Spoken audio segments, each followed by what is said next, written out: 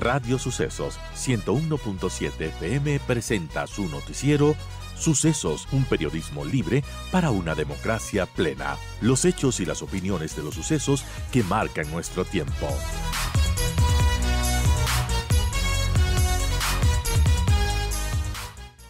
Continuamos para conversar sobre temas de seguridad, sobre esta adscripción que se hace de parte del SNAI y el ECO 911 al Ministerio del Interior. Y aunque no hay una fecha establecida todavía, ni se sabe a detalle cómo quedarán las funciones del Servicio de Atención de Privados de Libertad del SNAI, ni del ECO 911 que pasarán al Ministerio del Interior. Esto es una disposición que anunció el presidente Noboa en el decreto ejecutivo número 60, firmado el 24 de julio. Así pues, en cadena nacional, la secretaria de la Administración Pública, Cintia Gilibert, explicó que la medida busca la eficiencia del Estado, reducir la burocracia y además disminuir el número de entidades en un 41%. La funcionaria sostuvo que lidera la denominada modernización estatal. Puntualizó además que no era una supresión, sino una transformación y que no se afectará a las funciones del Estado. Pero claro, uno se pregunta cuál va a ser la estructura que va a tener. También cómo va a ser el gasto que va a haber, el presupuesto que se va a destinar, en fin, hay muchas preguntas que están sobre la mesa, cuál es la estructura, el gasto de las dos entidades que ahora se adscriben al Ministerio del Interior. Y es que hay algunos datos que se han dado, por ejemplo, a ver, dice, según datos públicos del Ministerio del Interior, dirigido actualmente por John Reinberg, tiene 804 funcionarios. En la rendición de cuentas del 2024, esta cartera de Estado ejecutó un presupuesto de 85.631.000. Está conformado por dos viceministerios, 8 subsecretarías y 22 direcciones. Respecto al el Servicio de Atención a Privados de Libertad, el SNAI tiene 3.956 funcionarios, según la última nómina publicada en junio de este año. De ese total, 2.650 personas fungen como guías penitenciarios, un número que podría incrementarse, así lo dijo el ministro Reinberg en una entrevista para medios de comunicación. Ha explicado también que será una reestructuración del sistema carcelario que incluirá la contratación de 10.000 personas, la mayoría policías y militares en servicio pasivo. Según la rendición de cuentas del 2024 del SNAI, que tiene bajo su jurisdicción 31 cárceles con una población de más de 33.500 reos. Además, los centros de adolescentes de infractores con 441 menores de edad en total. A esto se suman a 11 economatos autorizados y de acuerdo al organigrama, la Dirección General tiene a su cargo, por ejemplo, en la parte jurídica, financiera, administrativa, talento humano, también está planificación, cooperación internacional y comunicación social, mientras que la Subdirección General maneja 3 subdirecciones. Y bueno, el SNAI ha ejecutado un presupuesto de 108.321.000, un 59% del presupuesto. Entre los gastos más fuertes de esa entidad está la construcción de la cárcel de Santa Elena. Hay muchas dudas al respecto de cómo va a darse esta adscripción, que no es una fusión en este caso, es decir, estas instituciones, su estructura se mantendría y pasaría simplemente al mando del Ministerio del Interior. ¿Qué tan positivo será esto en aras de la eficiencia, como dice el gobierno, también en aras de esta lucha contra el crimen organizado y la seguridad? Bienvenido al general Wagner Bravo, quien fue secretario de Seguridad Pública y del Estado. Gracias por acompañarnos. Y bueno, ¿cuál es su diagnóstico de estas decisiones que está tomando el Ejecutivo? Bienvenido, general. Buenos días, Verónica, y a quienes nos escuchan a través de Radio Sucesos. Recordemos que la Corte Constitucional dice, voy a hacer un equipo y estoy pidiendo a las entidades públicas que se reúnan para poder hablar y coordinar de seguridad. Eso no es función de la Corte Constitucional y hasta ahora no se ha dado porque el Ejecutivo no va. Lo Claro. mismo tuvo la idea la Corte Nacional el Consejo de la Judicatura, que dice que se va a reunir para poder coordinar. Eso es función en ley de la Secretaría de Seguridad Pública y del Estado. Está en ley. Y eso se debería cumplir porque está en ley, de tal manera de que pueda haber una coordinación entre las diferentes instituciones en el campo de seguridad, que es lo que le más está quejando a los ecuatorianos. Y entonces, al no haber esto, el Ministerio del Interior tiene unas funciones, el Ministerio de Defensa tiene otras funciones, y ahí llega lo que tú acabas de decir. No es una fusión, es una adscripción. Es decir, vamos a tener un superministerio que ya no va a tener que dedicarse a la lucha contra la violencia del crimen organizado, sino va a tener que hacer todo un proceso de cuidado y de rehabilitación de las personas que están privadas de la libertad. Claro, Lo que hay que considerar y claro es que el SNAI, que es Sistema Nacional de Rehabilitación y de personas detenidas y de adultos infractores, un nombre medio grande, no, la función no es tenerles presos. La función no es dejarles que no estén al libre albedrío porque tienen una sentencia de privación de libertad. La función es rehabilitación. Y recordemos que eso estuvo en el Ministerio de Justicia, después pasó a ser independiente. Desde marzo del 2023, que hay una ley de que reforma 23 cuerpos legales, determina de que eso debería ser elevado al nivel de ministerio. claro. Ese sistema de rehabilitación social tiene un comité arriba y de ahí tiene el SNAI. Entonces, realmente la pregunta es, si lo vamos a escribir y lo que se dice es que vamos a aumentar la cantidad de personas para poder controlar, que estén presos, que no se nos escapen, que no haya las masacres, etcétera, eso no se llama rehabilitación. Entonces, yo creo que hay que considerar bien claro que a lo largo de los últimos 18 meses no se ha hecho una reingeniería del SNAI. Tú estás hablando, Verónica, de 2.600 personas, de los cuales más o menos creo que son 1.800 agentes penitenciarios. Yo pensé que eran más personas, pero que hay un alto nivel de corrupción. Hay un alto nivel de corrupción, por lo tanto, por eso es que están Fuerzas Armadas ahora apoyando al sistema de seguridad, no a de rehabilitación. Y lo mismo la policía. Entonces, si eso está en la Constitución y determina de que debe haber un sistema de rehabilitación social, porque aquel que está juzgado y ya tiene una pena de libertad, de prisión, lo que necesita es tener los argumentos para que cuando termine de cumplir su pena, él pueda reincorporarse a la sociedad. No es cuestión de solamente tenerlos ahí. Y esa no es función del Ministerio del Interior. Entonces seguimos desde mi punto de vista no dando pie con bola, como se dice en el argot popular, porque le paso del Ministerio de Justicia, le dejo independiente, ahora le paso al Ministerio del Interior, cuando lo que deberíamos hacernos es realmente cuál es los derechos de rehabilitación. Entonces yo no creo que vaya a funcionar y tampoco es una eficiencia del Estado. Porque si está escrito no quiere decir que va a desaparecer. Sería ilógico que desaparezca el SNAI, ¿cierto? O desaparezca el EQ 911, ¿cierto? Entonces, lo único que se está haciendo es concentrar con la idea de que va a tener menos entidades y nos vamos a ahorrar en un director o en un ministro unos cuantos vehículos, pero realmente los presupuestos y las actividades tienen que cumplirse. Pero será la pregunta con lo que tú también decías del Ministerio del Interior, que ya tiene muchas funciones y principalmente debe ser la lucha contra la violencia en la seguridad interna, la capacidad de poder también estar sobre ese punto, porque no solamente seguridad, hay una seguridad dinámica, que es ese proceso de las personas que están detenidas, entre si son culpables o no son culpables, que tienen al juzgado, que tienen al fiscal, que tiene que ser rehabilitación y la seguridad física, que es responsabilidad de los agentes penitenciarios. No sé, realmente debería haber una reingeniería, no es cuestión de aumentar más personal. Si el sistema es corrupto y aumento personal, no le estoy quitando el mal. El mal hay que quitarlo por el alto nivel de corrupción y todo lo que nos ha pasado, porque también el SNAI ha tenido, no sé si 6 u 8 o 10 directores en menos de 4 o 5 años. Entonces, así no funcionan las cosas. Es bastante complejo y bueno, vamos a ver cómo se da esta adscripción al final del día porque todavía hay muchas preguntas sin respuesta. Estamos con el general Wagner Bravo, quien fue secretario de Seguridad Pública y del Estado. Analizamos esta adscripción del SNAI y el ECO 911, una decisión del Ejecutivo en aras de la eficiencia. Ahora, ¿qué tan eficiente se puede hacer que este ministerio, bueno, esté a la cabeza junto al SNAI y al ECO 911? Hablando del SNAI, general.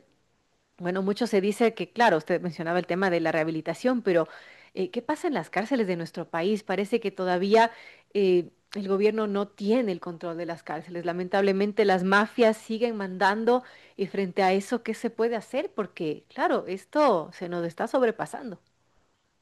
Precisamente hacer una reingeniería, Verónica, porque, a ver, ¿quién es responsable?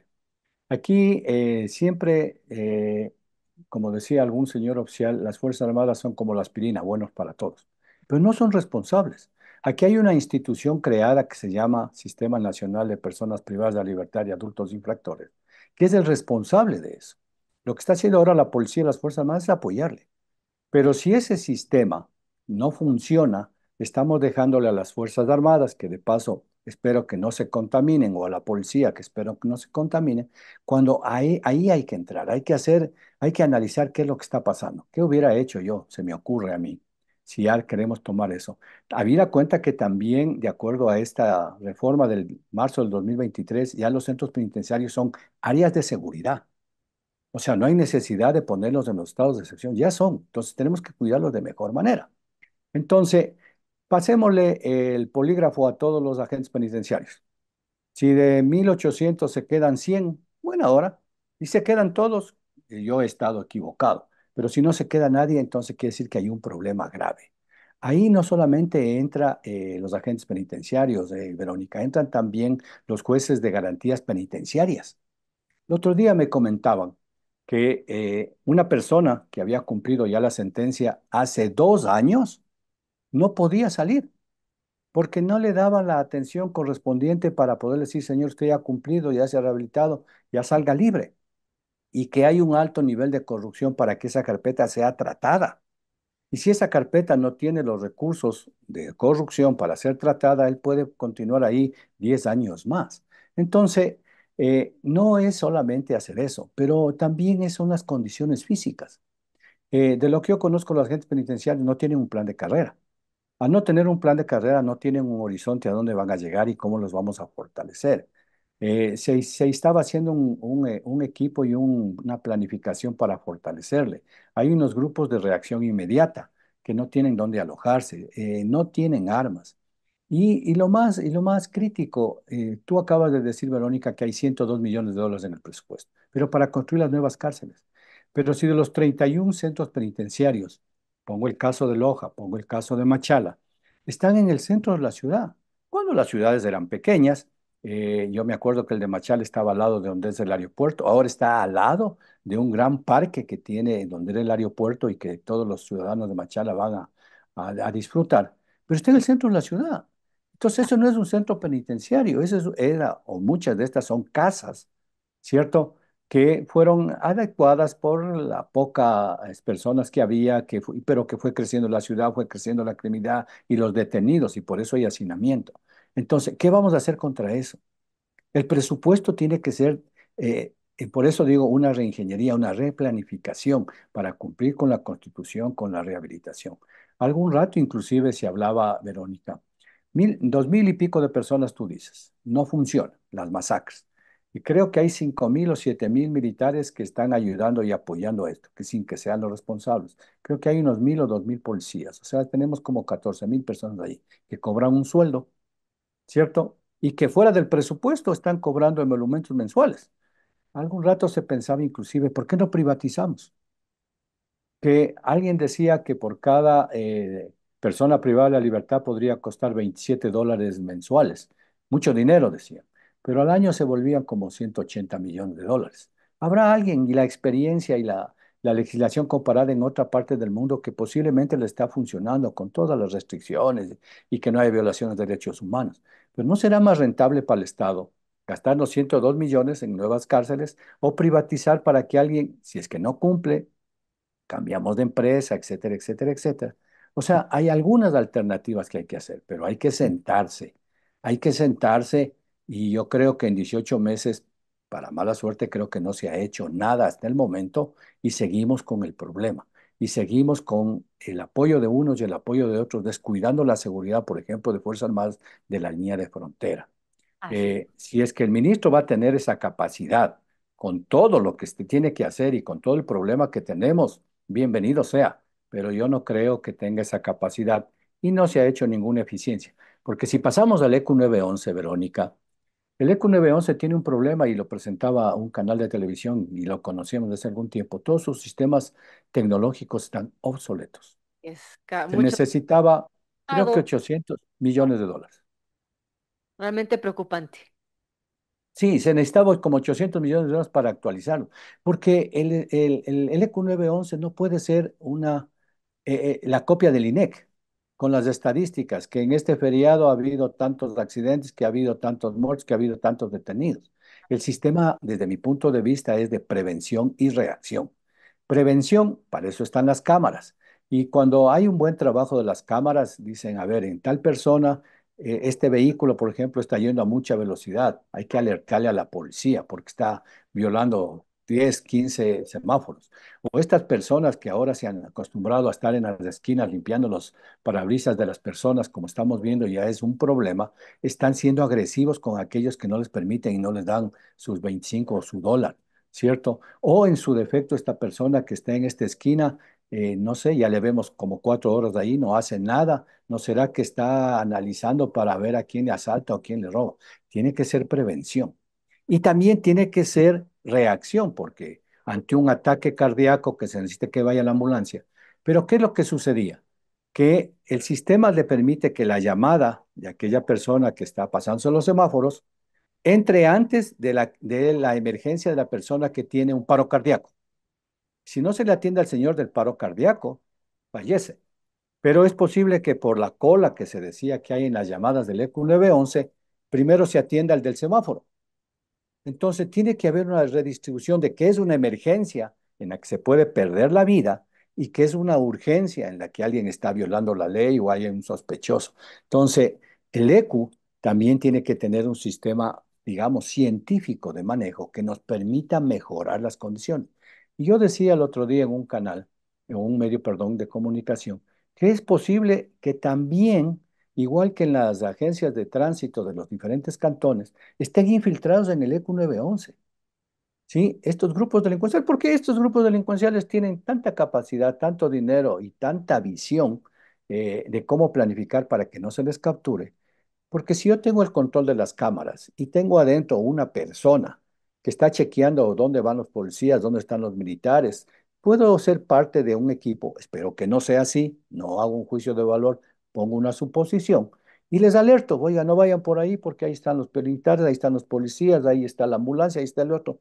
Entonces también hay que hacer una reingeniería de principios, de ética. O sea, todo esto es un sistema de prevención y de reacción.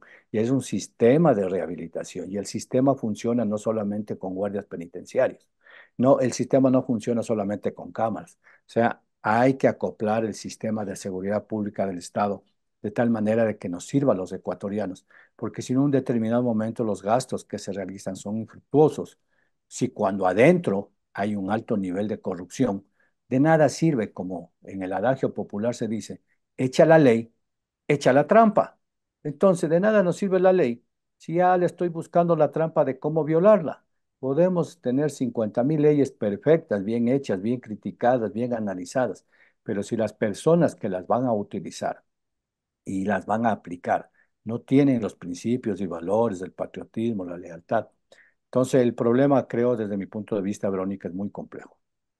Es muy complejo, sin duda. Gracias al general Wagner Bravo, quien fue secretario de Seguridad Pública y del Estado.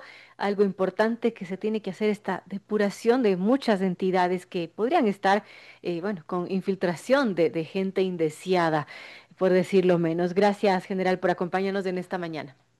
Muchas gracias, Verónica. El problema, desde mi punto de vista, todo para terminar es corrupción. Y eso no permite que las instituciones se fortalezcan y se institucionalicen, redundando el término. Si tuviéramos instituciones fuerzas y tuviéramos libre de corrupción, no sería una vulnerabilidad. Una vulnerabilidad es ir a un operativo policial sin chaleco, sabiendo que me pueden disparar.